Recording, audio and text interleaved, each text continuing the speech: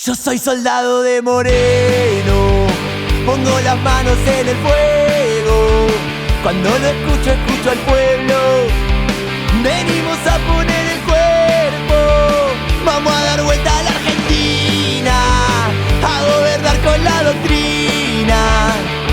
Ni yanqui ni marxista, somos el pueblo peronista. Ya fracasó la oligarquía, ya fracasó el radicalismo, ahora fracasa el progresismo. Hay que volver al peronismo. Oh, vamos a volver. Con Guillermo Moreno vamos a volver. Consejero económico de la Embajada Argentina en Italia, con rango de embajador en el 2013 y en el 2015, es licenciado en Economía. También está en la gestión privada, de ahí ha aprendido todo lo que sabe y lo que ha puesto en función en la política. Para nosotros, ¿quién es Guillermo Moreno? Para el espacio Principios y Valores. Hoy es el candidato a presidente, el único que presenta un plan económico peronista.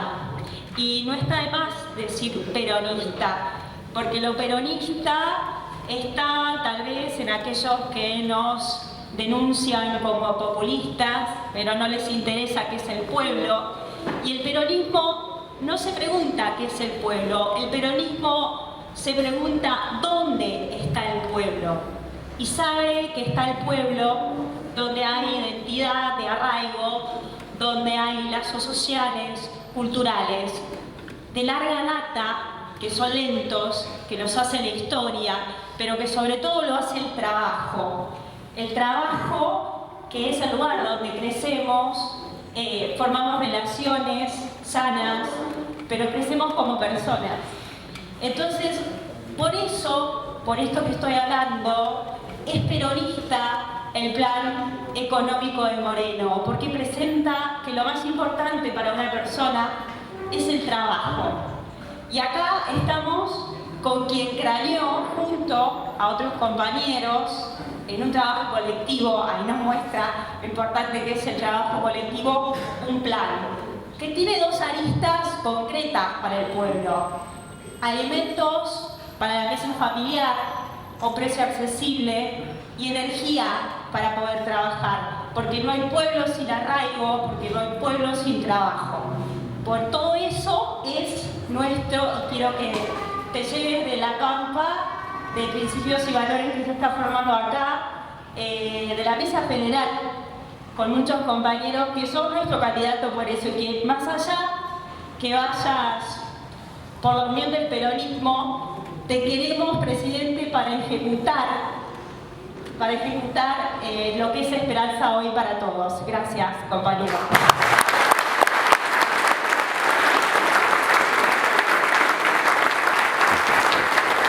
Como decía la compañera Natalia, lo que venimos a presentar hoy es el plan económico peronista, sabiendo que no hay un plan, y sin un plan no puede haber un gobierno exitoso. Ya lo han demostrado estos últimos gobiernos, con decir ganemos y después vemos. Si no hay un plan, no sirve ganar. Si uno no planifica, uno planifica hasta antes de que se va a dormir qué va a hacer el otro día, qué ropa se va a poner. Como un gobierno no planifica. Solo me importa ganar y arreglar el día a día. Bueno, nosotros al revés. Primero le decimos lo que vamos a hacer y después le decimos si ganamos, vamos a hacer esto y lo comprometemos. Tanto Guillermo Moreno como todos Principios de Valores. Queremos presentar este tarde a Guillermo, para nosotros el único candidato que puede sacar este país adelante con trabajo, no con planes. Y no estoy en contra de los planes, ni Principios y Valores están. No se puede dar dignidad a una persona con dinero, con asistencialismo. Se le da dignidad con trabajo. Se saca a la gente de la pobreza con trabajo, como nos enseñaron. Cuando te decían trabajar para no ser pobre, bueno, hoy trabajé sos pobre, bueno, estamos complicados. Pero ese era como nos enseñaron a nosotros, como nos intentaron, ¿quiénes intentaron? Principios y valores.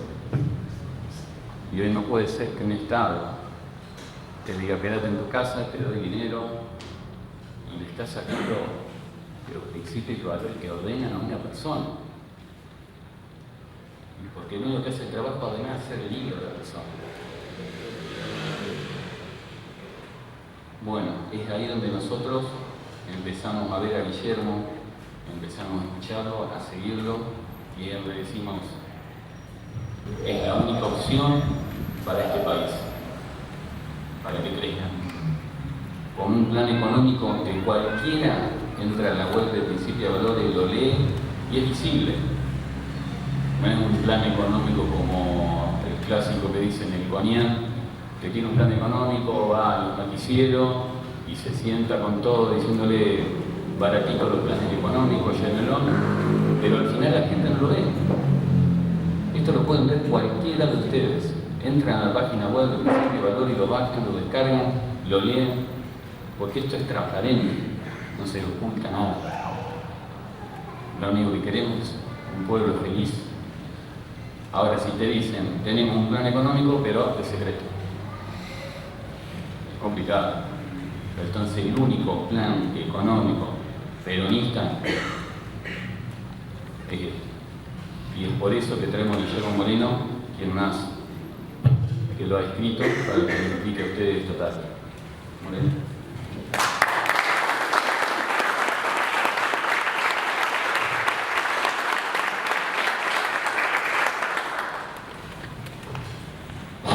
Gracias, compañero. Muy bien organizado. Gracias compañero. Gracias a todos por participar hoy de esta charla alrededor de lo que pensamos nosotros que tiene que acontecer en la Argentina. Este gobierno obviamente es un fracaso rotundo, pero es sorprendente que a este fracaso rotundo lo pueda reemplazar el fracaso reciente. A este fracaso presente lo reemplaza el fracaso reciente. Patricia Bullrich, Rodríguez Larreta, la señora Vidal, hicieron parte de la gestión anterior. Y solamente pueden ser una alternativa a partir de lo que nos está aconteciendo con el actual gobierno, que en su momento lo caracterizamos como un gobierno socialdemócrata, porque Alberto Fernández lo conocemos hace muchos años, más de 30 años, y si algo hay que reconocer, que el hombre no está mintiendo. Esto que está gobernando, ¿cómo está gobernando Alberto Fernández? Como Alberto Fernández es. Así funciona, así estuvo en nuestro gobierno, pero obviamente no eran las personas del núcleo duro de la administración de la década ganada. Una década que comienza en el 2002 con el gobierno de Dualde reemplazando al gobierno fallido de la Alianza, y luego vos con el surgimiento de Néstor Kirchner y el primer gobierno de Cristina. Yo diría en el segundo gobierno de Cristina, los 2 primeros años, hasta que lamentablemente tomó una decisión innecesaria, que es avalar la devaluación de Kicillof allá en el 2014, y ahí se produce una situación muy particular, porque cambia el sendero de quiénes son los ganadores y perdedores del modelo económico, que estaba muy claro durante nuestra administración, que eran los hombres y mujeres del trabajo y la producción. Con esa devaluación se produce un giro relevante, notorio, hacia un vector que nosotros habíamos conocido allá en los 90, que es el vector de la especulación y la renta. Claro, en esas situaciones irrumpe nuevamente lo que de alguna manera habíamos dejado atrás, que son los elementos ordenadores de eso que se dio llamar la globalización. Y esto es muy importante, porque ¿qué es fundamentalmente la globalización? Es la capacidad que tuvieron algunos países de convencer al resto de los países de que en realidad los procesos de industrialización se tenían que dar en algunas regiones del mundo, abandonando aquellos conceptos que entre otras cosas habían hecho relevante en la Argentina, que es todas las economías están en condiciones de tener un cuanto industrial. No es cierto que algunos pueblos nacieron para ser industriales y otros pueblos, en la medida de sus posibilidades, a adquirir las manufacturas que se desarrollan allá de sus fronteras. Y esto generó controversias en el mundo, pero finalmente se terminó instalando allá a fin del 89, inicio de los 90, por la caída del muro de Berlín. Y esa globalización rampante nos hizo mucho daño, porque fundamentalmente lo que pasó es que la Argentina perdió su convicción industrial. Perdimos como pueblo la vocación industrial. Cuando yo era chico no se ponía en duda la Argentina industrial. A medida que fuimos creciendo, los sucesivos gobiernos fueron poniendo en duda ese destino, hasta que finalmente la Argentina se transformó en una economía que algunos autores denominaban postindustrial. Pero en esa economía postindustrial lo que empezó a pasar es que nos llenamos de dólares y nos llenamos de desocupados. Las industrias se transformaron en dólares, los dólares en algún lugar del mundo se encuentran incluso en la caja de seguridad o los jardines o los colchones, y la contracara de ese exceso de dólares es también un exceso de desocupación, porque en realidad el pueblo dejó de trabajar. Y la opción para un pueblo que no trabaja, como dijo el compañero, son los planes sociales. Si nos empezamos a encontrar con una sociedad que no puede contener a todos sus hijos y que de alguna manera tienen que tener un ingreso, encontramos este mecanismo perverso de que cobramos impuestos, con esos impuestos financiamos planes, con esos planes aparentemente aparece un cierto consumo, y sobre ese cierto consumo lo que vamos construyendo es un sector que los propios incentivadores de esas políticas empiezan a llamar pobreza estructural. Claro, el aceptar que la pobreza es estructural es aceptar que la Argentina no alcanza para todos. Pero es mucho más grave que eso, porque aceptar la pobreza estructural en el mundo, para aquellos que somos creyentes, es pensar que Dios construyó algo que no es perfecto. Porque si fue capaz de hacer la creación y esa creación no alcanza para todos, implica que la pobreza vino para quedarse, y no solo culpa del hombre, sino que parecería ser que es culpa de Dios. Distinto es pensar que la pobreza es un hecho circunstancial producto de las malas políticas. Y si las malas políticas son originadas también en el pecado original, en realidad no es un problema de Dios, sino que es un problema de nosotros los hombres. Como las cosas que devenidas de nuestro libre albedrío generan desigualdades entre los hombres y mujeres y entre las familias.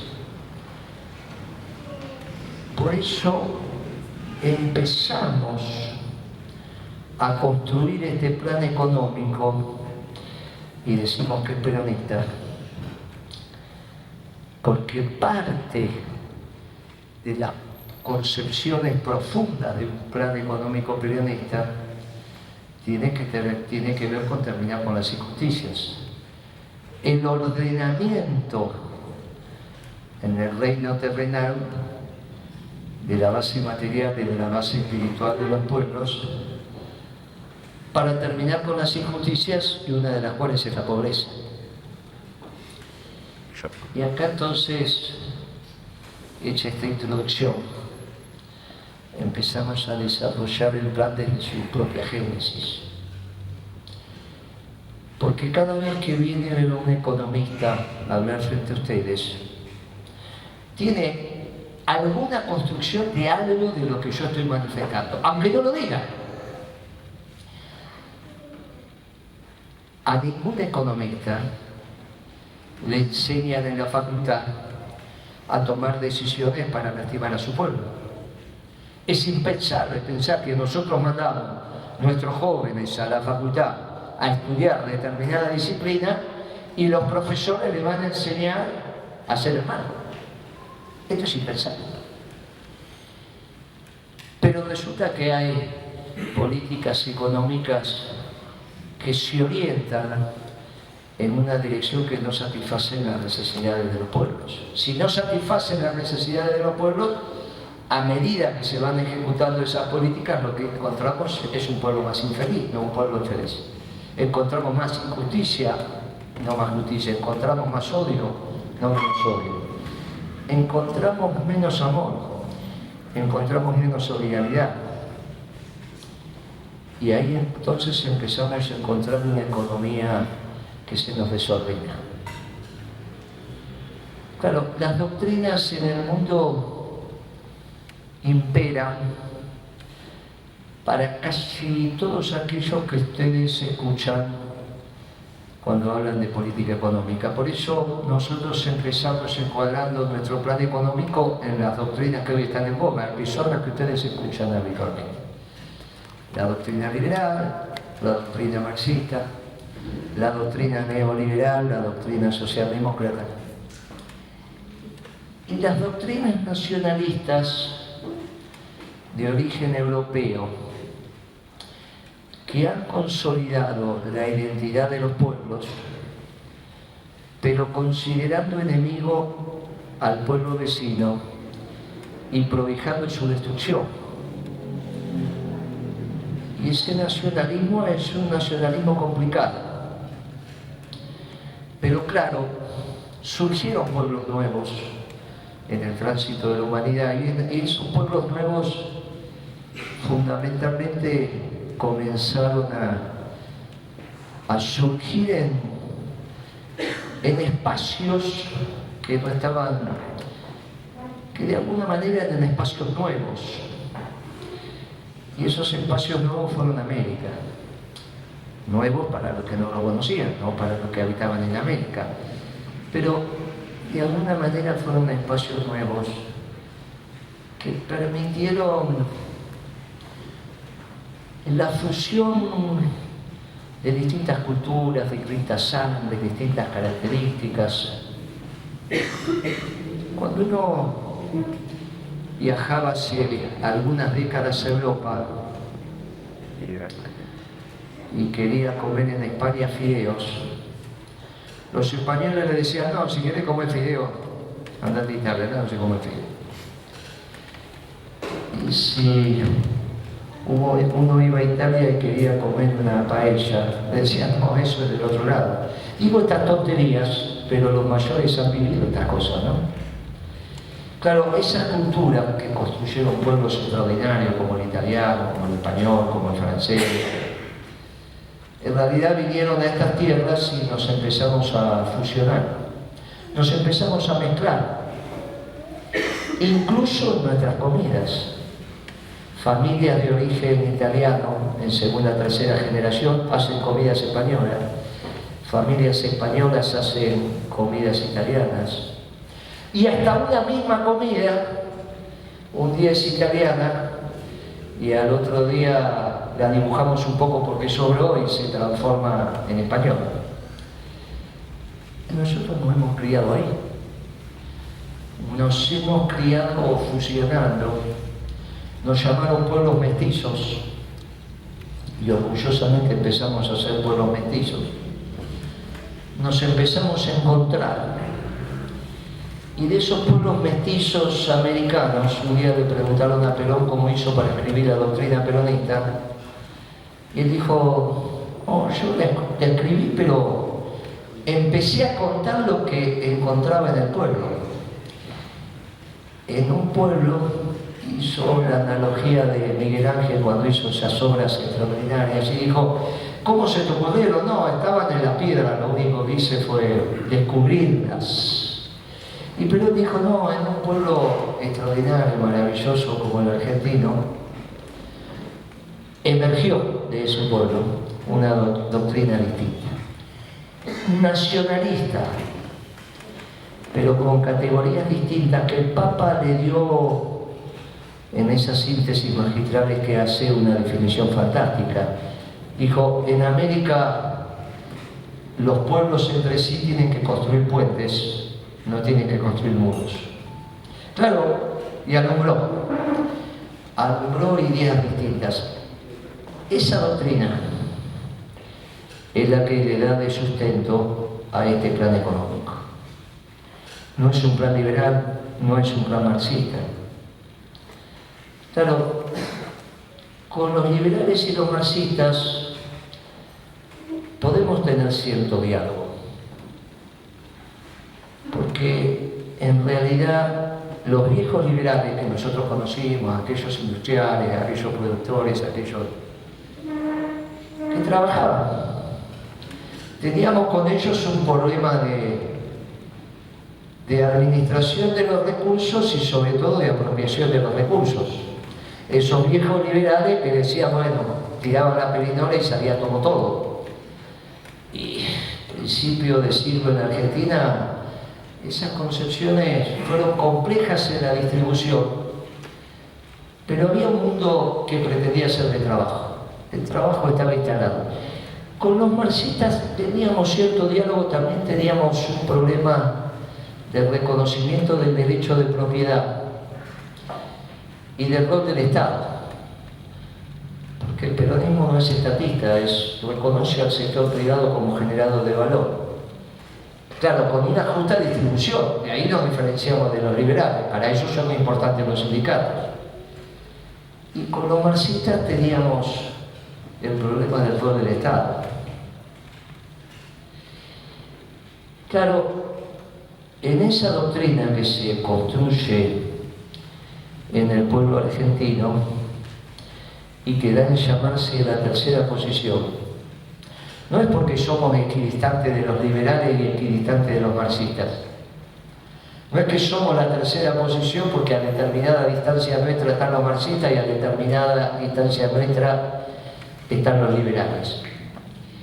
Es una tercera posición superadora de las doctrinas liberales y de las doctrinas marxistas. Pero en un mundo de la Guerra Fría donde los liberales y los marxistas eran los que mandaban, era muy difícil plantearse una doctrina, sigándolo por él, muy difícil plantearse una doctrina superadora en un rincón del mundo cuando el mundo se regía por los ganadores de la Segunda Guerra Mundial con sus doctrinas. Occidente con el liberalismo y del otro lado de la cortina de hierro el marxismo de la Unión Soviética, o quizás el marxismo de los chinos después del 49 y la revolución de Mao. Imagínense ese mundo, la Unión Soviética, los chinos, el Occidente definido como tal, ordenado por los Estados Unidos, y una doctrina peronista que planteaba una instancia superadora. Era difícil, al que le tocó conversar con ellos en aquellas épocas, era difícil entender el peronismo. Era difícil. Y hasta era un hecho singular de la Argentina. Pero Perón perseveró y dijo, miren, esta es la doctrina posible y es la doctrina superadora. Y algún día el mundo va a tender hacia el peronismo. Claro, los que lo escuchaban en aquel momento decían, bueno, pero ¿qué está aconteciendo? Es muy raro, ¿cómo puede ser? Pero el mundo empezó a girar. Y esa guerra fría terminó con un ganador, bien claro. La caída del muro de Berlín se dio. Y ahí emergió esto que antes habíamos definido como globalización, pero no ordenada desde los liberales, mucho menos los marxistas, que habían sido los que perdían, se les integró la Unión Soviética, sino por una doctrina que había aparecido en Europa principio del siglo XX, fin del siglo XIX, y que cambió radicalmente la concepción de la economía.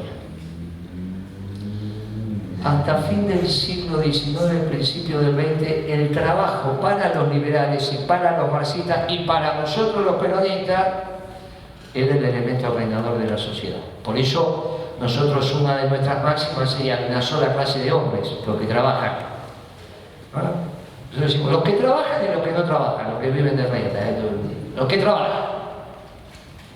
Pero los liberales trabajaban, los marxistas trabajaban. Irrumpe algo donde el trabajo empieza a ser un valor secundario. Irrumpe a partir de cosmovisiones raras. Irrumpe en algo que ustedes están empezando a escuchar ahora, que es la Escuela Austríaca de Economía, que se diferencia de la Escuela Clásica de Economía en donde estamos nosotros, están los liberales, están los marxistas, donde ya el trabajo no es el elemento que articula la sociedad. Porque, ¿cómo sabemos nosotros que el trabajo es lo que articula la sociedad en un plan económico? Y esto era cuando hacemos costos. Cuando uno hace costos dice, bueno, tanto Adam Smith como Marx decían, bueno, el trabajo socialmente necesario para que algo se transforme en un bien. Están los recursos naturales, pero los recursos naturales, no todos los recursos naturales como están, nosotros sirven para satisfacer nuestras necesidades. Entonces decimos, mire, a esos recursos naturales le ponemos trabajo, aparece un bien, ese bien es el que yo necesito para satisfacer una necesidad. Pero ese bien tiene un costo, que es el trabajo que se incorporó en ese recurso natural, con más complejidad, menos complejidad, pero que termina en un bien que tiene un precio en el mercado. Hay un precio en el mercado de ese bien, pero también hay un costo. Y la diferencia entre ese costo y el precio en el mercado, bueno, ahí viene la discusión, ¿quién se lo queda? Y esa era la discusión entre los marxistas, los liberales y nosotros los peronistas. Che, repartan bien. Los liberales diciendo, es mío porque es capital y eso, y total mano de obra me sobra. Y los marxistas diciendo, no, ese bien es de todos, lo produjimos entre todos y entonces el único propietario de ese bien es el Estado. Esto que parece, esto estamos aplicando doctrina de muchas décadas de incorporación de conocimiento. Esto que estamos diciendo 10 minutos es, muchachos, eso era el debate. Eso generó revoluciones en el mundo, muerte, eso generó. Pero había un costo.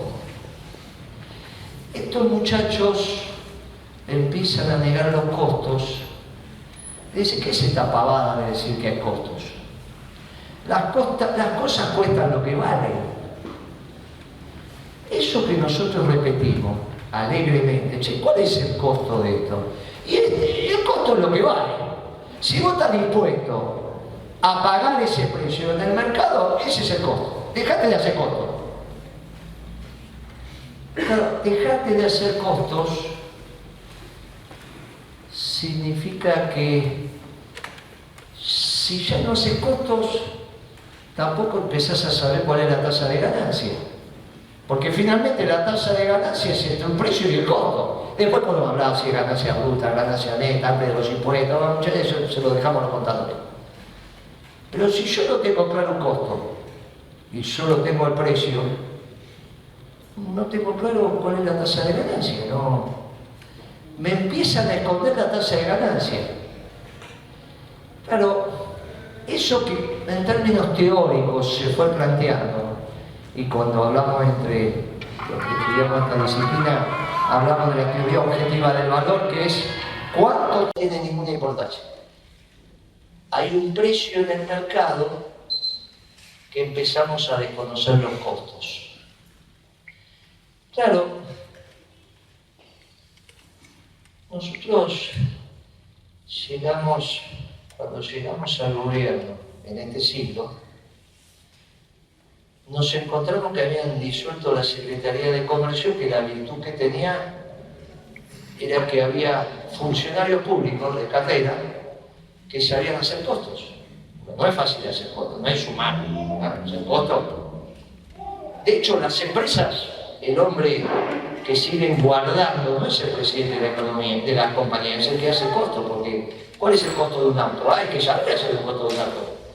Las empresas, por suerte, preservaron, los que trabajamos en el sector privado sabemos que las empresas hacen costos, pero cuando hablamos de economía, en general, había un lugar en el Estado que hacía costos, que era la Secretaría de Comercio, que se disolvió allá en el año 95. No hagamos más costos.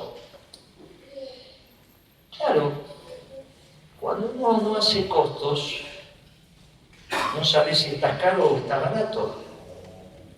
Hoy nos dicen que la electricidad está barata en Argentina, pero nadie dice cuál es el costo del megawatt. ¿Cuánto cuesta los electrones que se están consumiendo en este momento aquí, que circulan? ¿Está bien? Estos electrones pasan por acá, iluminan y terminan dando una vuelta. Bueno, esto tiene un costo, porque obviamente hay una máquina que pone a correr electrones y a través de todo un sistema nosotros tenemos luz acá. Eso tiene un costo, pero no sabemos cuál es el costo. Pero nos dicen que la tarifa que nosotros tenemos que pagar o está cara o está barata. Hay todo un debate. Claro, eso se soluciona haciendo costos. No, bueno, pero eso es antiguo. La economía dejó de hacer costos. Y los que hacíamos costos nos habíamos quedado en el pasado. Claro, detrás de esto empiezan a aparecer los ganadores. Porque cuando uno pregunta en este nuevo capitalismo, que nosotros definimos el capitalismo de los banqueros, ¿cuál es el costo de los bancos? Resulta que nunca nos concentramos en pensar cuál es el costo de los bancos. ¿Cuál es el costo de los bancos? O sea, ¿cuál es el costo del funcionamiento del sistema financiero? ¿Por qué la tasa de interés tiene este valor? Claro, ahí aparece un interrogante que no tiene solución. ¿Y por qué la tasa de interés en la Argentina es distinta a la de Estados Unidos? Y ahí me inventan algo que se llama riesgo para riqueza al margen de la inflación. No, porque ese país es riesgoso. Che, y vos, dueño de la tierra, en la zona más rica de la Argentina, donde una hectárea vale 17.000, 20.000 dólares, en La Pampa de ninguna manera vale esto no es la zona núcleo, estoy hablando de la zona núcleo, norte de la provincia de Buenos Aires, un poquito del sur de Santa Fe, el este de Córdoba, ¿Por qué se llama la zona núcleo de la Pampa húmeda? Porque hay 4 tierras en el mundo, solamente 4 tierras en el mundo que tienen ese nivel de productividad, no en la Pampa. Obviamente que a ustedes les encantaría, pero no es la Pampa. En la zona núcleo de la Pampa húmeda, que es la que acabo de describir, hay 4 tierras iguales en el mundo, solamente. Unas están en el centro-oeste de Estados Unidos. Son tan particulares estas tierras que en el mundo, una de esas tierras tiene la característica de llamarse Rojas, como Rojas. Hay una zona, una localidad ahí que se llama Rojas. Y en el mundo a eso se lo conoce como tierras de Rojas. Es una en el centro-oeste de Estados Unidos. En Ucrania, entonces entender lo que pasa en Ucrania ahora, y en Angola. Ahí entendemos por qué es lo que pasó en Angola, 40 años de guerra civil. ¿Sabes? Y la otra nos tocó a nosotros, no a Brasil, no a Uruguay, no a Paraguay, que no tienen buenas tierras. A nosotros nos tocó esas tierras que son extraordinariamente productivas, que cuestan 17.000, 20.000, 25.000 dólares al hectárea. Hoy no cuestan esto, cuando yo llegué al gobierno costaban 3.000, pero esa tierra bien producida, con la Argentina funcionando. Entonces uno dice, pero ¿cuánto es lo que te tenés que llevar por hectárea? Y yo me tengo que llevar por hectárea entre el 40 y 50% de la producción. Pero eso es muy extraño, eso es el sistema feudal. En el sistema feudal estaba el señor feudal, que le daba la tierra al siervo de la gleba, el siervo de la gleba la producía y le daba la mitad de lo que producía al señor feudal. Pero eso no es capitalismo. Bueno, pero vos tenés que entender que si yo vendiera esta tierra y la pongo a plazo fijo esa plata, ¿cuánto me llevo? Bueno, está bien, pero si querés venderla y que alguien la trabaje. Pero es raro que una tierra dé para que gane el productor y para que gane el dueño en esa proporción, porque esto no pasa en ningún lugar del mundo. En Estados Unidos, donde está esa tierra, estas cosas de Dios, están en la mitad de Estados Unidos.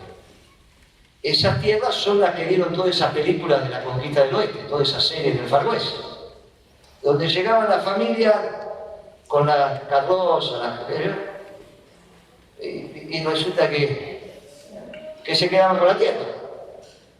En Estados Unidos, las tierras no se alquilan, son del dueño. No es. En Europa tampoco. En Australia tampoco, en Nueva Zelanda. Acá cuando nosotros compramos un litro de leche, estamos pagando el alquiler de la tierra. Pero no un alquiler. Estamos pagando aproximadamente el 15% del valor de la venta de esa tierra en términos de utilidad, que me llevo anualmente. Entonces la comida que consumen los trabajadores pagan el alquiler de la tierra, porque ¿de dónde sale el alquiler de la tierra? El productor paga el alquiler, hace un producto, lo vende, y con esa venta se queda su ganancia por su trabajo que corresponde, paga los contratistas, paga todos los insumos y paga el alquiler. Pero casi le da el 40 o el 50% de la producción, o sea que con la mitad que vende tiene que pagar todo eso. Entonces el precio es raro. Es un sistema raro. Nosotros dijimos, mire, la verdad que hay un desorden, porque aparte estamos pagando una renta extraordinaria sobre un bien que no se amortiza. Si hay una sociedad que el activo que tiene son 10.000 hectáreas, cuando el contador hace el balance al año siguiente, no es que deprecia la tierra. Uno es dueño de 10 camiones, los pone a trabajar. El año que viene esos camiones valen menos, todos lo sabemos, porque se deprecia, la famosa amortización. Este edificio dentro de 1000 años no va a estar más. Quizá quede algo, pero no va a estar más, no lo vamos a poder habitar. Quizá no 1000 años, 200 años ya va a ser difícil. La tierra está ahí. Por eso la tierra no se amortiza. Esto es un tema técnico muy importante, porque no se deprecia. No es el auto que uno lo saca de la concesionaria y ni bien lo saca vale 20% menos. Vos lo sacaste a 10.000 dólares, lo sacaste, diste una vuelta más alta y ya vale 8.000. Te lo vuelve a coche, te lo vendo, sí, a 8.000. No. No, pero si lo acabo de sacar. Bueno, pero ya es usado. Y en 5 años te quedaste sin auto. Y una casa al 5% anual, entonces en tantos años te quedaste. Esto tiene su lógica. La tierra no pasa esto. Es el único bien que no se amortiza.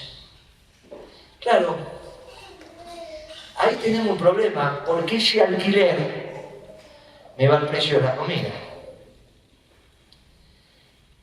Claro, estas conversaciones que se tienen que mantener con la sociedad rural, y que vengo y lo digo, la sociedad rural argentina, no la de La Pampa, la de Entre Ríos, la de Corrientes, estamos hablando de la sociedad, la del predio de Palermo, la sociedad rural argentina.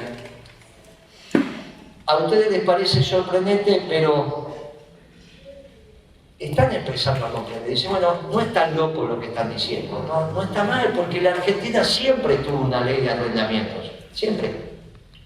Los que son antiguos en La Pampa saben que acá los alquileres se regían por la ley de arrendamiento. Obviamente una ley de arrendamiento que con el paso del tiempo empezó a dejar de usarse. Pero la Argentina siempre tuvo una ley de arrendamiento. Entonces nosotros en el plan económico lo que decimos, mire, es imperioso que haya una ley de arrendamiento en la zona núcleo de La Pampa húmeda. Insisto, en esa zona, que son las tierras más productivas del mundo. Porque con una ley de arrendamientos, nosotros no estamos planteando que nos metemos con la propiedad, en esto no dijimos, yo no estoy hablando acá de una reforma agraria que modifica la propiedad, eso se lo dijo a otros muchachos. Si acá estuviera Grabois, por ahí está hablando de eso, yo no estoy hablando de eso, Yo no hablo de la reforma agraria, yo soy respetuoso del derecho de propiedad, el peronismo no se mete con la... Pero muchachos, una cosa es no meterse con la propiedad privada y la otra cosa es no entender que tenemos que trabajar por una sociedad justa. Entonces, ¿cómo hacemos para que en la zona núcleo de La Pampa húmeda irrumpa el sistema capitalista y dejemos atrás el sistema feudal? Bueno, con una ley de arrendamiento. Ahora, esa ley de arrendamiento puede traer perjuicio y puede traer, bueno, entonces vamos a hacer una cosa con los propietarios. Le estamos proponiendo que por la diferencia de lo que cobran ahora de alquiler y lo que van a empezar a cobrar con la ley de arrendamiento, el Estado le va a dar un bono. En dólares a 25 años, con tasa de interés internacional, están haciendo un esfuerzo. Nos ponemos de acuerdo. Y alguien me podría decir, pero bueno, ¿qué conseguimos con eso? Bajar el costo de los alquileres raudamente. Y entonces nosotros las retenciones ya no las paga el productor, si bien es el que tiene que ir o el exportador a depositar la plata, sino que después la recupera porque le bajó el costo del alquiler, pero raudamente, de 12, 14, 15% de rentabilidad pasan al 1,5, 2%, lo que sería un plazo fijo internacional en dólares, porque esa propiedad está en dólares, entonces que tenga un rendimiento internacional. Y si el hombre considera que no quiere que la venda, para eso va a haber crédito, para que la trabaja la cumple, como pasó en La Pampa, nadie habla acá que el derecho de propiedad es sagrado. Ahora, no solo bajamos el precio de la comida, porque lo que hacen las retenciones es desalinear el precio internacional del precio local en la proporción de las retenciones. Esto es muy fácil de entender. Mire, supongamos que en La Pampa podemos hacer un campo muy eficiente. Bueno, supongamos que lo podemos hacer, es difícil, pero supongamos que lo podemos hacer. Ese campo va a tener 2 compradores de su leche. Un comprador de la Serenísima, que va a usar la leche para abastecer al mercado interno, y un comprador de Nestlé, que va a agarrar la leche, la lleva al puerto, la pasa por una máquina, la diseca y saca la leche en polvo. ¿Por qué en el puerto? Porque no van a exportar agua. Entonces, sacan el agua, esa es la transformación de leche líquida en polvo. Sacan el agua, queda el polvo, exportan el polvo, llega a Europa, ese polvo le meten agua y es la leche que tomamos en Europa. Con eso hacen yogur, queso, todo lo que quieran, pero ese es el proceso. ¿Qué es Nestlé? Un gran comprador de leche en Argentina que transforma la leche líquida en polvo, exporta el polvo, la recibe Nestlé en algún país de Europa, la hace nuevamente líquida y una compañía suiza es la compañía de alimentos más grande del mundo. Cuando dice, bueno, los suizos, ¿cómo puede ser un país? Bueno, es la magia de ese pueblo, que sabe hacer esta cosa y está bien. Ahora, el problema que tengo con el tambo es que si el comprador de Nestlé puede pagar un precio superior, la leche va toda leche en polvo. Y yo como le doy leche a lo mío. ¿Cómo hago? Claro, del otro lado me aparece la pobreza en leche. Porque si la Serenísima no iguala el precio de Nestlé, el tambero correctamente se la vende a Nestlé. ¿Y los nuestros qué toman? Esto es política económica. Si los chicos no toman leche, empezamos a tener un problema. No, que paguen el precio de la leche como si fuera un europeo. Pero entonces tenés que ganar esa plata. Y ahí empezamos en un lío que no sabemos cómo terminamos. Las retenciones permiten decir, no, mira, la Serenísima y Nestlé van a comprar la leche al mismo precio. Esas retenciones se las queda el Estado. Y nosotros lo que sugerimos es que esas retenciones sirvan para pagar la deuda externa. Solamente para pagar la deuda externa. Entonces alguien me puede decir, Moreno, le vamos a pagar al Fondo Monetario con las retenciones, pero vamos a quedar endeudados con natural. Es cierto. Pero la diferencia es que no vamos a tener el problema de que los condicionamientos del Fondo Monetario me impidan crecer. Descarto eso de no pagar la deuda porque eso es una chiquilinada. El Fondo Monetario son todos los países del mundo. ¿Está bien? Esto es ridículo. ¿Cómo no le vamos a pagar a todos los países del mundo? Esto es... Habrá que tirar los plazos, habrá que comprar, pero las deudas están para pagarse. Claro, esto que estamos hablando con la sociedad rural hace que nosotros paguemos la deuda y podamos poner el país a crecer. ¿Es fácil de conseguir? No. Más fácil de conseguir es bajar las jubilaciones. Yo bajo las jubilaciones, bajo las pensiones y con lo que bajo las jubilaciones y las pensiones también puedo pagar la deuda. El problema ahí es que con el principio de la charla, el problema es que eso no es una sociedad justa. Decirle a los jubilados que tienen que pagar la deuda con su jubilación es duro. Y con los pensionados, y con los trabajadores, y con los comerciantes.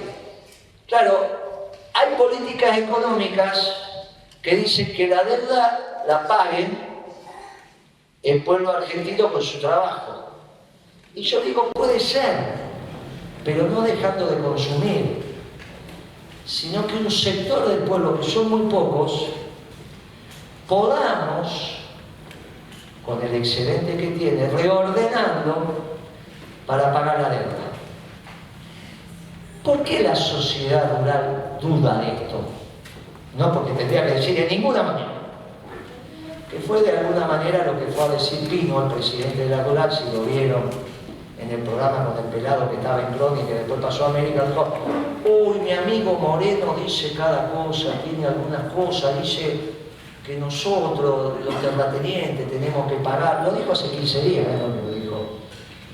Pero bueno, tiene que saber que no todos los que estamos en la rural somos terratenientes. Yo alquilo. Pino, que es el presidente de la rural, alquila. En Gualeguaychú, que no es la zona núcleo, y en General Alvear, que tampoco es la zona núcleo, está acá cerca, no es la zona núcleo. Y en los dos lugares tiene ganado. Yo estoy hablando de la zona núcleo. Ahora, si él alquila es porque alguien le alquila. Si él tuviera la producción en la zona núcleo, yo estaría hablando de él como productor, no como terrateniente. Ahora, los muchachos inteligentes de la sociedad rural se dan cuenta que, a diferencia de los banqueros, o de algún comerciante o de algún industrial no puede agarrar la plata y llevársela. Puede llevarse el alquiler a Suiza, pero su patrimonio está atado a la Argentina. No puede barrer los 20 centímetros de tierra, ponerlo en un container y llevárselo a Arabia Saudita. Es decir, ahora soy la pampa húmeda en Arabia Saudita. Eso no existe. Y es un problema que la Argentina no sea gobernable. La Argentina tiene que trabajar, y para trabajar tiene que haber un clima de paz y de armonía. Es muy difícil, porque si la ruta está cortada, ¿cómo llega la cosecha al puerto? Que le vamos a meter palo a todo el mundo, ¿eh? Es difícil ese país. Es difícil. Si son inteligentes, se dan cuenta que ese país es difícil. Un país lleno de planes es difícil. Un país sin trabajo es difícil. Y un país que no sea justo es un país difícil. Y entonces, yo no digo que han dicho que sí, digo que estamos hablando. Porque algunos periodistas que son más papistas que el Papa dicen, no, Moreno, pero ¿cómo le vas a ir a cobrar? Es imposible. ¿Van a ser las 125? No, las 125 la hizo un radical, que fue el doctor, no la hice yo. Después dijeron por los medios que la había hecho yo, pero yo no tuve nada que ver con eso. Y ahora que todo el mundo lo reconoce, incluso ya los que estaban sentados en esa mesa dicen, no, el que hizo las 125 no fue Moreno, fue el doctor. Yo le quería perder retenciones nada más que a la soja. Este pibe vino con esa idea rara y dijo, no, yo ya hablé con todo, estamos de acuerdo de retenciones móviles para la soja, el maíz, el trigo, bueno. El presidente de ese momento, la presidenta dijo, bueno, si usted ya lo consensuó con el mercado, pero era mentira, no lo había consensuado.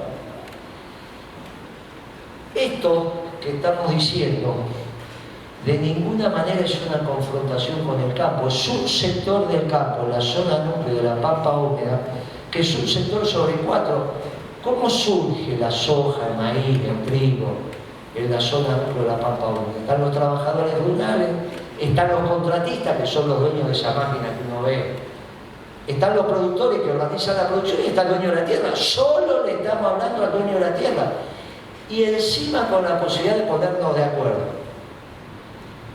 Y si no nos ponemos de acuerdo, yo prefiero discutir con la rural y no con los jubilados. Porque a mí no me enseñaron economía, ni aprendí economía en el mercado para lastimar a los jubilados, a los pensionados o a los trabajadores. Por eso empecé diciendo que detrás de cada economista siempre hay una idea de sociedad. Yo soy justicialista, quiero una sociedad justa. Y está claro que si ahora hay trabajadores que son pobres, imagínense qué lejos estamos de la justicia. El salario mínimo vital y móvil en la Argentina, incluso en la dictadura, era para que el tipo que trabajara cobrara un salario mínimo vital y móvil que le impidiera ser pobre. El salario mínimo vital y móvil en la Argentina era para que el hombre que trabajara no fuera pobre. Esto significa, come y se mueve, en su colectivo, va al trabajo, cada tanto se compra un par de zapatillas. Eso era el salario. No te ibas a comprar una casa con el salario mínimo vital y móvil. O alquilabas o vivías con tu padre, pero no eras pobre. Ahora resulta que trabajás por encima del salario mínimo vital y móvil, que está en 80.000 pesos, y sos pobre. Bueno, esto ha violentado toda la lógica. Tenemos que reordenar esto. De esta manera, nosotros no solo volvemos a tener la comida en un precio razonable, toda la comida, no muchachos, la comida de los trabajadores, nosotros sabemos de lo que estamos hablando, entendemos la canasta de un trabajador. Esa comida tiene que estar razonablemente adecuada al poder adquisitivo de los ingresos populares, que son las jubilaciones, las pensiones, lo que cobran los trabajos que están, los trabajadores que están en convenio. Es un esfuerzo que tienen que hacer, y a su vez pagamos la deuda. Todas las retenciones que se cobren únicamente para pagar la deuda. Únicamente para pagar la deuda. Y ahí el Estado tiene que tener equilibrio fiscal, porque no se puede gastar más de lo que se recauda. En el último gobierno peronista recaudábamos más de lo que gastábamos, muchachos, se puede hacer, esto no puede ser que se gaste más de lo que se recauda, incluso pagando los intereses de la deuda. Y entonces, ahí resolvimos los ingresos de los sectores populares y vuelven a respirar, sacan la cabeza fuera del agua. Porque la comida es lo que no puedes dejar de comprar. Y si vos compras la comida y te sobra un mango, ya vas a la peluquería, vas al cine, empezás a mover la rueda, que es lo que hicimos a partir del 2002, empezar a mover la rueda. Ahora, a su vez, tenemos que industrializar la Argentina. ¿Y cómo hacemos para que vuelva la industria? Bueno, ¿cuál es el insumo vital de las industrias? ¿Cuál es el costo de los costos? En los alimentos es el alquiler, ya lo acabamos de decir. ¿Y en la industria? En la industria la energía. Ahora, nosotros no somos Uruguay, que no tiene. Nosotros somos la Argentina. Y entonces, ¿por qué la Argentina tiene que pagar el combustible a casi al precio internacional o por encima? Resulta que Chávez, el presidente venezolano, un día le sacó a Techín, a Roca, le nacionalizó una empresa que se llamaba Sidón. Era una de las acerías más grandes de Hispanoamérica, era más grande que la que teníamos acá. Hacía 4 millones de toneladas de acero por año. Nosotros no tenemos ninguna planta que haga eso. Sumado sí, pero una planta sola no tenemos. Bueno, la nacionalizó y nunca le pagó. Cada vez que alguno de nosotros se veía con Chávez, le decía, che, pagale a Roca. Venía a Argentina y decía, che, pagale a Roca, que hay que pagar. Bueno, fue pasando el tiempo y se convenció y le pagó. Chávez finalmente le paga a Roca, de Techín, 2.200 millones de dólares por esa empresa. O sea que era una empresa de verdad. Se ponen de acuerdo y se los deposita en Londres. Ahí fue la verdad. Todo lo que estoy contando es la verdad histórica de haber participado. Algún día el gobierno venezolano le depositó 2.200 millones de dólares a Techín en Londres. Bueno, ya el hombre tenía liquidez, 2.200 millones de dólares ya es una moneda. Llamó Chávez y dijo, che, ya le pagué, ya depositamos la plata, listo. 400 de esos millones vinieron a la Argentina. Hicimos un tren de laminado nuevo, ¿no? Finalmente el acero es muy parecido a una fábrica de pasta, ¿no? Termina saliendo algo y después lo pasa por el laminado, que era como esa donde se hacían las pastas en casa, viste que le daban la manija, pasaba la masa y salían los fideos. Bueno, ahí sale la chapa. Ese es el laminado. Todo es simple cuando te lo explico, si no es un lío bárbaro. ¿Qué es el acero? Una olla gigante que le llaman a torno, meten hierro, meten carbón, meten especies, ahí entonces salen los aceros especiales, sal, pimienta, qué sé yo, y de ahí sale el acero. Y después se lamina y la chapa que ustedes conocen. Lo otro que falta ahí es energía, porque eso tiene que levantar mucha temperatura, se gasta cualquier cantidad de energía. Entonces podemos decir que el acero es un torno, carbón, hierro y energía. Y de ahí sale acero. La Argentina no tiene el carbón de esa calidad, lo traemos de Minas Gerais, en Brasil. No tenemos hierro de esa calidad para hacer ese acero. No es que no tenemos, acá en el sur hay, pero no tienen esa calidad. Esas son cosas de ellos. A cada uno le digo lo que digo. Pero sí tenemos energía. El problema es que empezamos a tener energía cara. Un día vino el presidente de Quilmes, la cerveza, ya por el año 2006, y me dijo, Moreno, tenemos que aumentar la cerveza. Le digo, ¿y por qué hay que aumentar la cerveza? Porque vamos a invertir, vamos a hacer una planta, está aumentando el consumo, vamos a hacer una planta que vamos a tomar 500 trabajadores. Imagínense en el 2006 tomar 500 trabajadores. Si ahora inauguramos que empezamos una ruta o qué sé yo, imagínense inaugurar algo con 500 trabajadores, una fiesta. Pero tenemos que aumentar la cerveza. Le digo, pero hay algo que no entiendo yo. Así fue la conversación. ¿Qué no entiende, secretario? Que en el sistema capitalista se invierte para bajar los precios. Cuando un tipo invierte, no saca el producto más caro, saquemos la inflación, porque la inflación distorsiona todo. Porque no sabemos si vale más o menos cuando le contamos la inflación. O sea, el capitalismo, ¿cómo funciona? Yo invierto y saco productos más baratos y entonces vendo más que el otro que no invirtió. No es que aumento los precios para invertir, esto es una cosa rara. No funciona así. No es que Henry Ford invirtió los Forte y vendía los Forte más caros, los vendía más barato y entonces esto sabemos cómo es. Le dije, mira, es raro lo que me está diciendo. Vamos a hacer una cosa, que vamos a hacer los números y después si yo me equivoqué, te lo reconozco y aumentar, pero si no me equivoqué voy a hacer la inversión igual. Y no se aumentan los precios. Bueno, es obvio que esto terminó, hicieron la inversión, se inauguró la planta y los precios no aumentaron.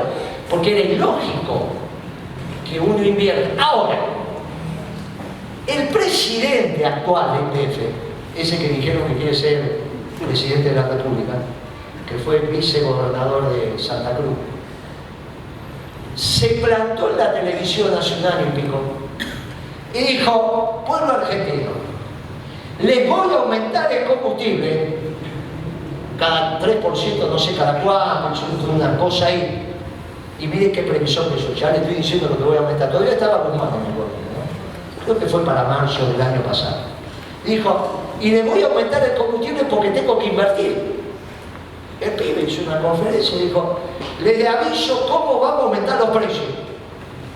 Porque tenemos que invertir en YPF para sacar más petróleo. Pero yo me acordé de esa conversación con Kirchner y dije, pero esto está todo mal. ¿Cómo vas a aumentar los precios porque tenés que invertir? La inversión sale del mercado. Si vos no tenés la plata, vas a un banco y tomás crédito. O sale de crédito comercial, como todos nosotros empezamos los negocios, pidiendo que alguien te fíe durante tanto tiempo, se llama crédito en el banco, y si no, poniendo nada. Entonces, así funciona la vida. No que yo aumento, si cada uno de nosotros que aumentó, que empezó un negocio, empezaba aumentando su producto, no vendíamos. Claro, salvo que tenga la vaca atada, porque sos el dueño de... Ah, bueno, pero eso ya no es el sistema.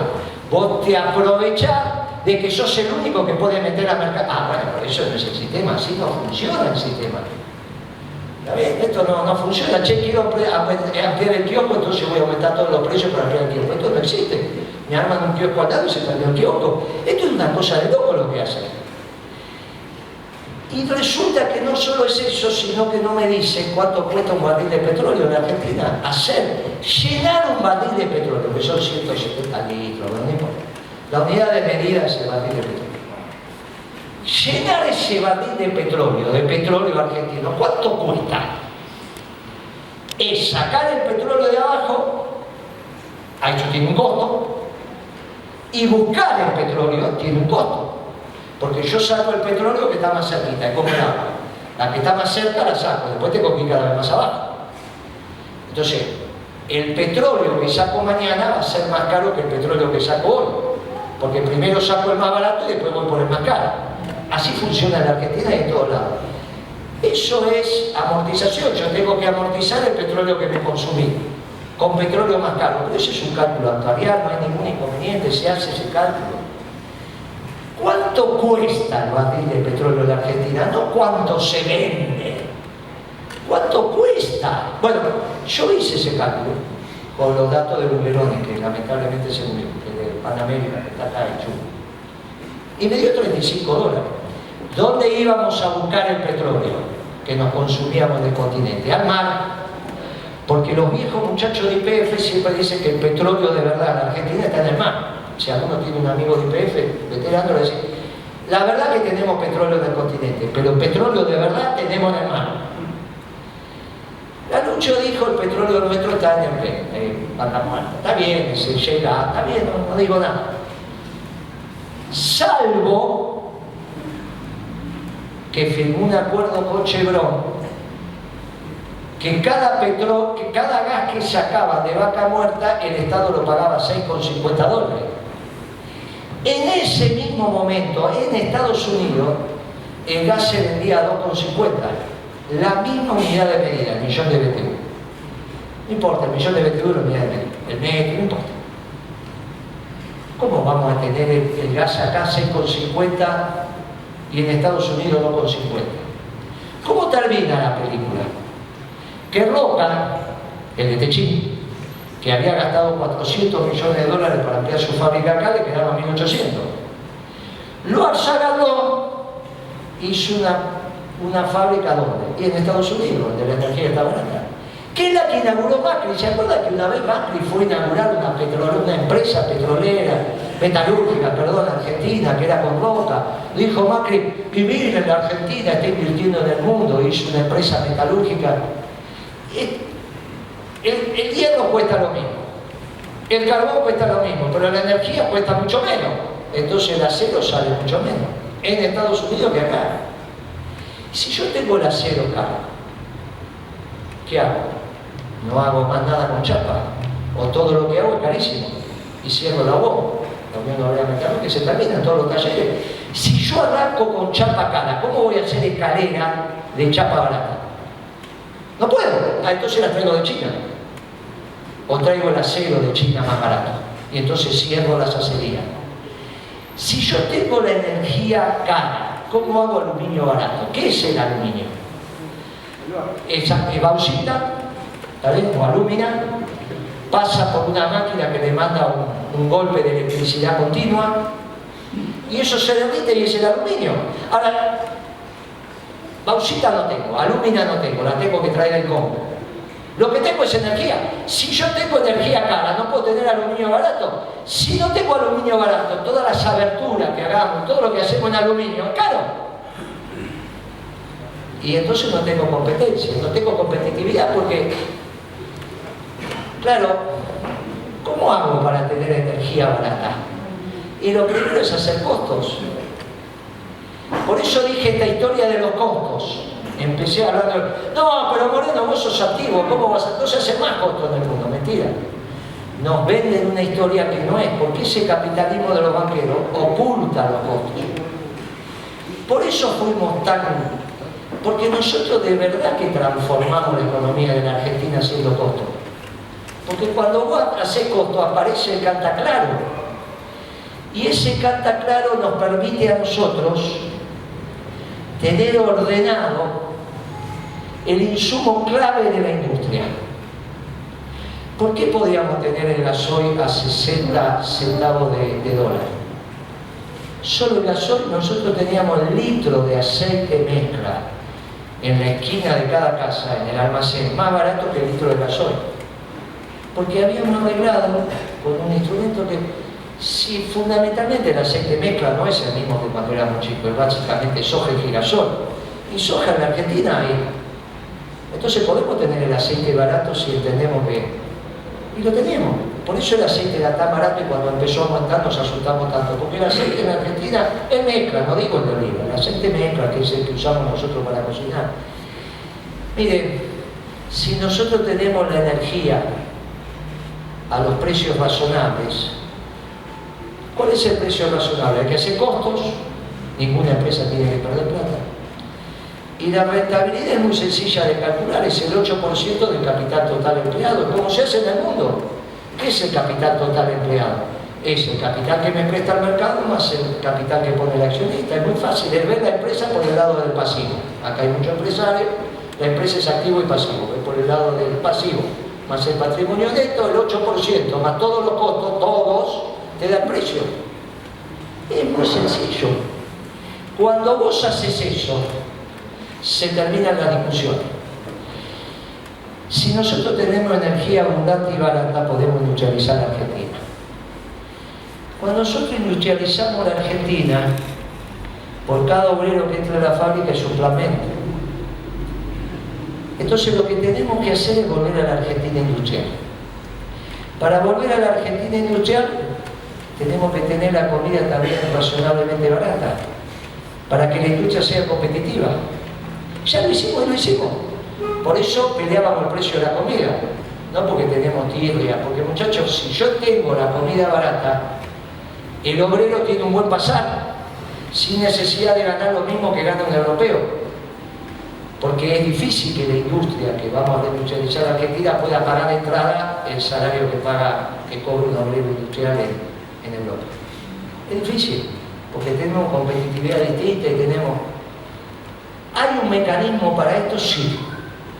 Che, Moreno, ¿y por qué el mundo te va a dejar? Y porque el mundo cambió.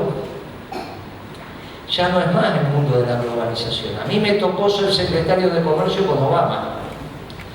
Si hubiese sido secretario de Comercio con Trump, otro gallo hubiese cantado, porque finalmente lo que hicimos nosotros es lo que después hizo Trump, y es lo que ahora hace Biden, aunque estén peleando entre ellos. Biden dijo ahora en febrero, el 40% de todos los chips, semiconductores, pongan el nombre que quieran, lo hacía Estados Unidos, ahora hacemos el 10%, vamos a volver a hacer el 40% de todo lo que se fabrica en el mundo. Y no vamos a parar más la producción de autos porque no tenemos semiconductores o chips porque no venían de Taiwán. Se terminó, ahora lo volvemos a fabricar en Estados Unidos. Se terminó la globalización. Ahora, si ellos pueden fabricar chips, y yo los felicito y defender su trabajo, al menos nosotros podemos empezar a fabricar arandelas de vuelta y no importarlas de España. Muchachos, arandelas, toda la vida hicimos arandelas, tornillos, bulones, ¿qué nos pasa? ¿Tuerca? ¿Qué les pasa? ¿Pero cómo? ¿Qué nos pasa? No es que estoy diciendo que vamos a hacer submarinos nucleares, no es que vamos a hacer un misil de 2.200 kilómetros de alcance, muchachos, estamos hablando de volver a fabricar lo que la Argentina fabricó. Bueno, muchachos, esto no queremos hacer portaaviones ni bombardeos de largo alcance, no, queremos que nuestro pueblo trabaje. Ahora, cuando yo dije eso, y entonces no entraban los tornillos chinos, me decían, no, lo que pasa es que este se quedó en la prehistoria, se quedó en el 45. Está viejo, el mundo evolucionó. Ahora resulta que no éramos el pasado, éramos el futuro, porque Trump vino después de Moreno. Yo me fui en el 13 y Trump vino a hacer eso en el 17. Ahora el problema que tenemos, y esto es muy delicado, que cuando Trump compite por la elección, a nosotros nos servía que ganara Trump, porque cambiaba el mundo. Pero Cristina y Macri querían que ganara la señora Clinton. Entonces tenemos un problema de comprensión de lo que pasa. No es un tema menor. Están en el viejo mundo, en el mundo de la globalización, en el mundo de la Argentina postindustrial. Y la Argentina postindustrial, yo no le puedo pedir a Macri que piense en la Argentina industrial porque no es un hombre de industria. Pero que sectores del peronismo estén hablando de una Argentina postindustrial, están hablando de la Argentina de los planes. Y ahí me aparece Grabois, con todo el respeto, necesitamos los planes porque el mundo no alcanza para todo, pero no alcanza para todo y en la Argentina no alcanza porque no hay trabajo. Pero el mundo cambió. Y ahora el mundo permite que te vuelvas a industrializar porque ellos se están industrializando. El presidente de México le dijo hace poquito al presidente norteamericano, las fábricas que traen en China, tráiganlas para el sur de México. Acá tenemos mexicanos que están desocupados, trabajan y le vendemos los productos a ustedes. En vez de comprar en China, cómprenlos acá. Y el norteamericano dijo, bueno, vamos a ver. Y claro, si todo el sur de México... Y es lógico, dejen de invertir en China, traigan la fábrica para acá y den trabajo a sus vecinos. Es otro mundo, muchachos, no tiene nada que ver con la globalización. ¿Dónde va a ir la manufactura argentina? Y acá es la gesta sanmartiniana. ¿Quiénes son los dos pueblos de Iberoamérica que tienen industria? Brasil y Argentina. Ahora, si nosotros no nos industrializamos, queda solo Brasil para vender a Venezuela, Colombia, Ecuador. ¿Y por qué no vamos a tener ese mercado? Es un mercado natural de la Argentina. Son nuestros vecinos, son nuestro idioma, son nuestros pueblos hermanos.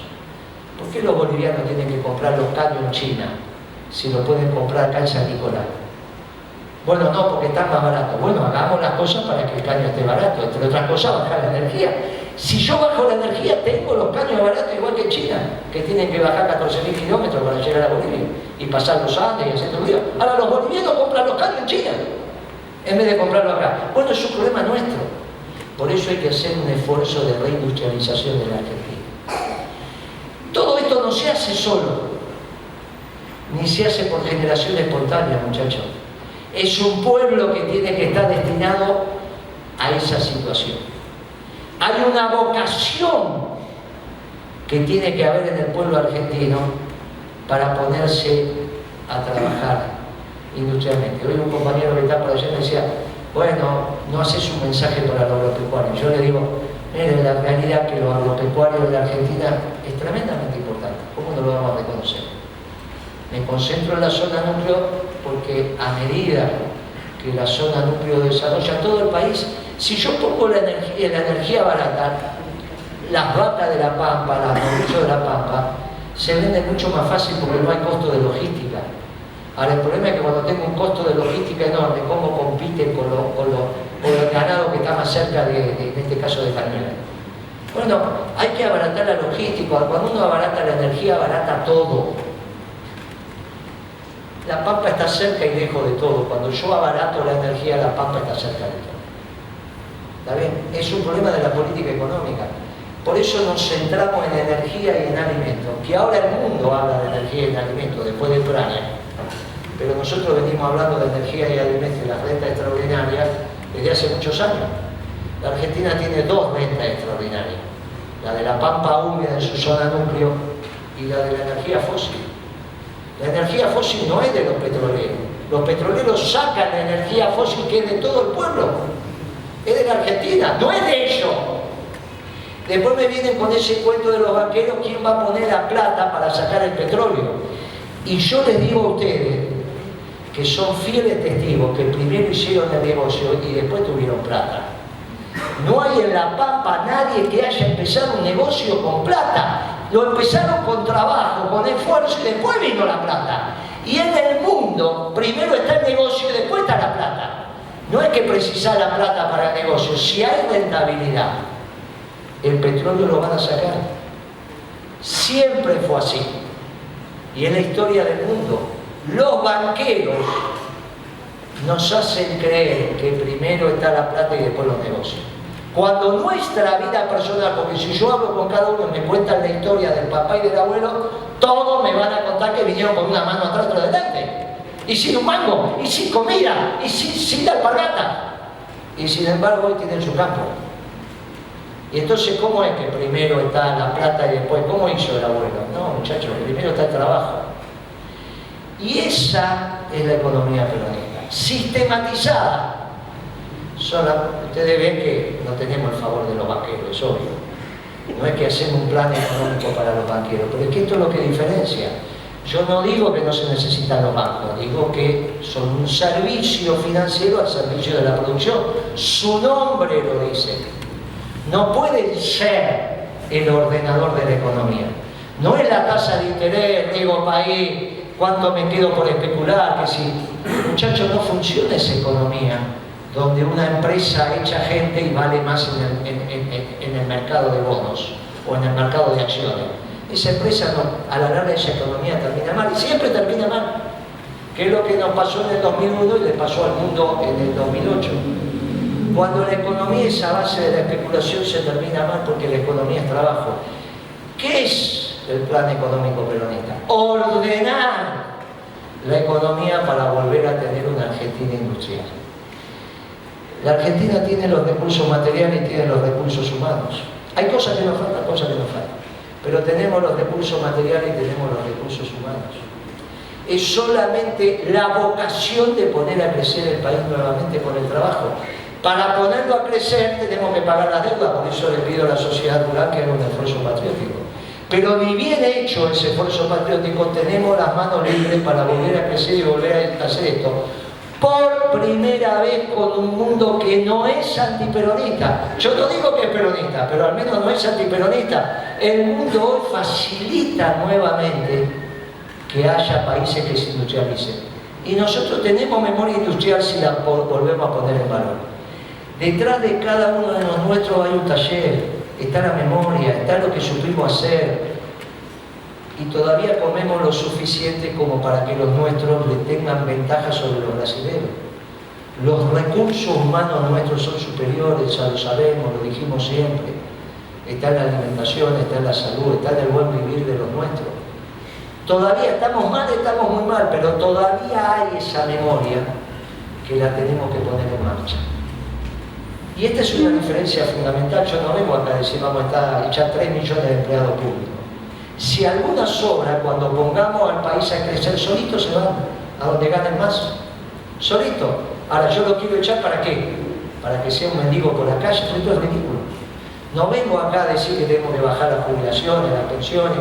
Vengo acá a decirle que el plan económico peronista es un plan de producción y trabajo. Y que cuando la Argentina se pone en el ámbito de la producción y trabajo, la Argentina anda bien, y lo demostramos este siglo. Porque los únicos que no fracasamos somos nosotros cuando pusimos al país a trabajar. Después vino, y siguió con su devaluación, después vino Macri, ahora está Alberto Fernández. Muchachos, tenemos una década perdida porque se perdió el trabajo. Nosotros tenemos una economía sencilla de ladrillo sobre ladrillo. De una Argentina que es posible, que ya fue, que tenemos la obligación de que vuelva a ser. Solo para la Argentina no. Si los pueblos pueden vivir en armonía, ni el liberalismo, ni el marxismo, ni esta globalización generaron mundos posibles. Y ahora, cuando nunca lo esperaban, tienen una guerra en Europa y tienen un miedo tremendo porque en cualquier momento empiezan a explotar la bomba de verdad. No van a llegar, pero la amenaza solo ya lo pone difícil. Ya Europa cada vez se va a ir pareciendo más a la película Cabaret, cuando están diciendo, bueno, vamos a divertirnos porque acá en cualquier momento no va a pasar.